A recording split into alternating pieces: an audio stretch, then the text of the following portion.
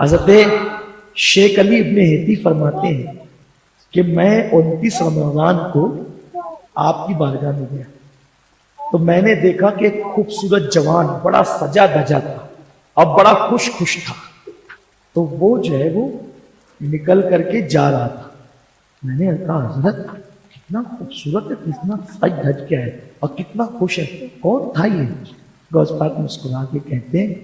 وہ عید کا چاند تھا, وہ کوئی انسان نہیں تھا. وہ کون تھا؟ وہ عید کا چاند تھا. اور مجھ سے اجازت لینے آیا تھا حضرت 29 کو نکلنا ہے کہ 30 کو نکلنا ہے. بھائی یہ میں ہم سے اس سے پہلے جب کہانی شریف والا ہمارا پروگرام ہوا ہے اس میں ایک بات ہم نے بار بار دہرائی ہے اور ہم چاہتے ہیں کہ لوگ اس کو سمجھیں کہ یہ جو قبر پرست طبقہ ہے نا, یہ اصل میں ان کا مشن کیا ہے؟ ان کا مشن ہے کہ اللہ کے بندوں کو اللہ تعالیٰ سے توڑ کر کے ان کے حساب سے اولیاء اللہ سے جوڑ دیا جائے. اللہ سے بندوں کو توڑا جائے, اللہ کا ناتا, اللہ کا تعلق بندوں سے توڑ دیا جائے اور ولیوں سے تعلق توڑ دیا جائے. جو لوگ اللہ سے مانگتے ہیں ان کو اللہ سے مانگنے سے روک کر کے بندوں سے مانگنے پر لگا دیا جائے, ولیوں سے, پیروں سے مانگنے پر لگا دیا جائے. اس لیے یہ کیا کرتے ہیں, ہر وہ صفت, ہر وہ کمال, ہر وہ خوبی جو اللہ تعالیٰ کی خاصیت ہے نا, یہ کیا کرتے ہیں, وہ بندوں تک کے اس کو پہنچانا شروع کر دیتے ہیں, بندوں کے لیے اس کو ثابت کرنا شروع کر دیتے ہیں. کیونکہ یہ چاہتے یہی ہیں کہ لوگ اللہ کو چھوڑ کر کے غوث اعظم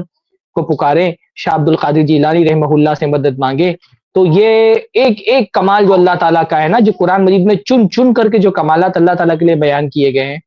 یہ کیا کرتے ہیں, وہ سارے کمالات اللہ کے بجائے اپنے ولیوں, اپنے پیروں, اللہ کے بندوں کے لیے ثابت کرنے کی کوشش کرتے ہیں. آپ قرآن مجید آپ پڑھتے چلے جائیں, کتنی قرآن مجید کی آیتیں ملیں گی جس میں آپ کو یہ پتا چلے گا کہ سورج چاند یہ اللہ تعالیٰ کی مخلوق ہے, یہ اللہ تعالیٰ کے بندے ہیں اور اللہ رب العالمین کے حکم سے چلتے ہیں. اللہ نے قرآن مجید میں فرمایا والشمس والقمر والنجوم مسخرات بامرہ, کہ یہ سورج اور یہ چاند اور یہ ستارے مسخرات بامرہ, اللہ تعالیٰ کے حکم کے تئیں مسخر ہیں, اللہ تعالیٰ کے حکم سے چلتے ہیں.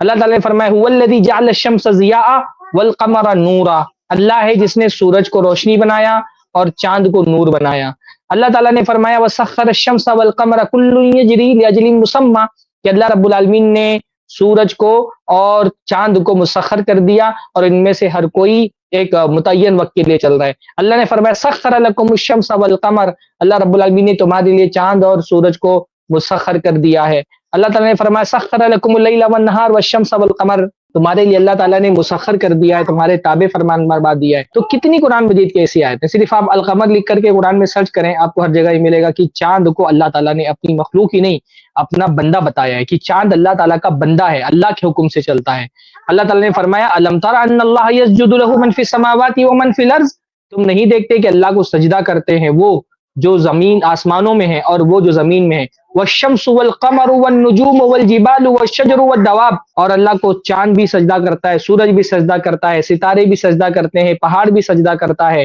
اور بہت سارے جانور اور بہت سارے انسان سجدہ کرتے ہیں. لیکن یہ کیا چاہتے ہیں, یہ چاہتے ہیں اللہ کی ہیبت دلوں سے نکال کر کے ولیوں کی, پیروں کی ہیبت بیٹھا دی جائے. بھائی شاہ عبد القادر جیلانی رحمہ اللہ کا جو اپنا علمی مقام ہے وہ اپنی جگہ پر ہے, جو عبادات میں ان کا مقام ہے وہ اپنی جگہ پر ہے,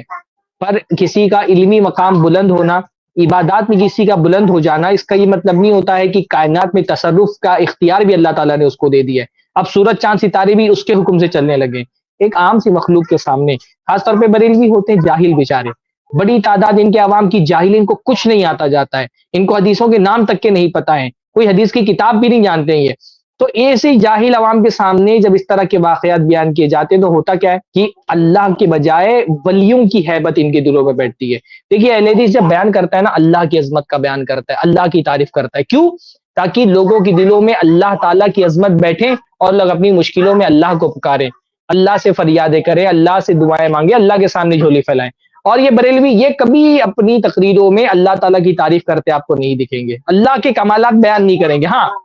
عربی میں کچھ چیزیں پڑھنی ہوتی ہیں, خطبہ حاجہ وغیرہ, اس میں اللہ کی تعریف غلطی سے ان سے ہو جاتی ہے, اور کیونکہ وہ عربی میں ہے نا تو اس کو تبدیل نہیں کر سکتے اور عوام کو سمجھ میں بھی نہیں آتی ہے. اپنی زبان میں جب گفتگو کرتے ہیں تو یہ اللہ تعالیٰ کی تعریف نہیں کرتے ہیں. ایک بار میں بہرام کی میری پیدائش ہے باندرا ایسٹ کی، تو ہمارے گھر کے سامنے نا محرم میں اسٹیج لگتے تھے اور تقریریں ہوتی تھی، ہوتا تھا میں آئی سے فارغ ہو کر کے جیسے ہی جاتا تھا عشاء کی نماز پڑھ کر کے تو تقریر شروع ہوتی تھی، ایک ایک دو دو گھنٹہ تقریر چلتی تھی، اللہ گواہ 10 دن کی تقریروں میں کہیں اللہ تعالیٰ کی تعریف نہیں ہوتی تھی، اللہ کی ثنا، اللہ تعالیٰ کے لیے حمد کے کلمات، اللہ کی عظمتوں کا بیان نہیں ہوتا تھا۔ اہل حدیث کیوں کرتا ہے اللہ تعالیٰ کی عظمتوں کا بیان؟ آپ دیکھیں، آپ شرح اسماء حسنہ لکھ کر کے آپ یوٹیوب پہ سرچ کریں، آپ دیکھیں گے جتنے اسماء حسنہ کی شرح کے آپ کو پلے لسٹ ملے گی سارے اہل حدیث علماء کی ملے گی۔ تو اہل حدیث موحد یہ اللہ تعالیٰ کی عظمتوں کا بیان کرتا ہے، کیونکہ اس کا کام ہے اللہ کے بندوں کو اللہ سے جوڑنا، جو رسول اللہ کا کام تھا، ادعو الی اللہ، میں لوگوں کو اللہ تعالیٰ کی طرف بلاتا ہوں۔ یہ قبر پرست لوگ نا، ان کا کام ہے اپنی عوام کو مزاروں سے جوڑنا،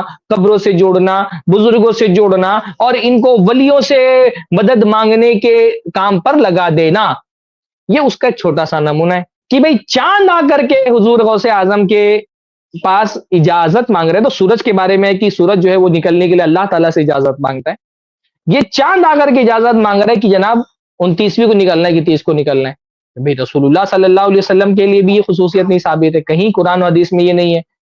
کہ چاند آ کر کے رسول اللہ صلی اللہ علیہ وسلم سے سفارش۔ یہ لوگ اللہ کے رسول صلی اللہ علیہ وسلم کی عظمت کا بیان کرتے ہیں، چاند تو رسول اللہ صلی اللہ علیہ وسلم سے نہیں مانگتا ہے۔ کتنی مرتبہ تو ایسا ہوتا تھا کہ رسول اللہ صلی اللہ علیہ وسلم کو پتہ ہی چلتا تھا اور اللہ کے نبی صحابہ کو لگاتے چاند دیکھنے کے لیے اور کوئی صحابی نہیں دیکھ پایا۔ ایک صحابی ابن عباس آئے، انہوں نے کہا میں نے دیکھا ہے، ان کی گواہی کی بنیاد پر رسول اللہ صلی اللہ علیہ وسلم نے لوگوں سے افطار کرایا۔ بلکہ مجھے اچھے سے نص یاد نہیں آ رہی ہے، لیکن ایک مرتبہ صورتحال یہ ہو گئی کہ اللہ کے نبی صلی اللہ علیہ وسلم نے لوگوں سے چاند نہیں دکھا تو رسول اللہ نے کہا کہ روزہ نہیں رکھنا ہے، پھر کہیں دور سے رسول اللہ کے پاس گواہی آئی اور جب گواہی آئی تو رسول اللہ صلی اللہ علیہ وسلم نے ان سے روزہ رکھوایا۔ رسول اللہ صلی اللہ علیہ وسلم کو یہ پتہ نہیں ہوتا تھا کہ چاند 29ویں کا ہے کہ 30 کا ہے۔ یہ کہہ رہے ہیں کہ خواجہ کیا نہیں شاہ عبد القادر جیلانی رحمہ اللہ کے پاس باقاعدہ چاند جا کر کے سفارش کرتا تھا۔ اچھا، اس قسم کے لوگ جب اس طرح کی باتیں کرتے ہیں نا، مجھے ان پر تعجب نہیں ہوتا، یہ تو بھائی ہے ہی مداری لوگ، یہ تو جگادری لوگ ہیں، ان کو تو پتہ ہے مسئلہ ہے عوام کا۔ آپ دیکھیں ایک مرتبہ دوبارہ ویڈیو پلے کر کے، عوام سبحان اللہ بول رہی ہے، عوام واہ واہی کر رہی ہے،